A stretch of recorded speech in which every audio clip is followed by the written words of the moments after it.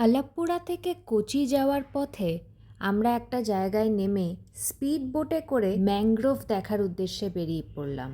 আলাপ্পুরা থেকে কোচি মাত্র 52 কিলোমিটার পথ।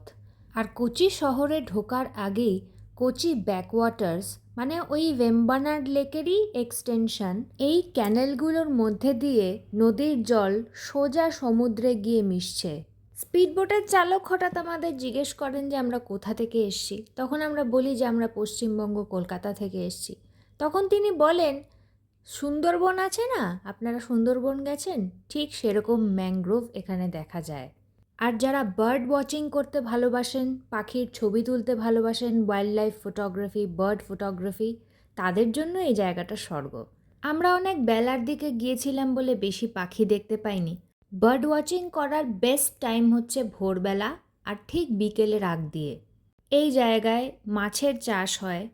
সৌভাগ্যবশত ব্যাকওয়াটার্সের নাম করা একটি পাখি যাকে ব্রাহ্মিণী কাইট বলে, এটা আমরা দেখতে পেয়েছিলাম, যার ছবি আমি ফেসবুকে অলরেডি পোস্ট করেছিলাম।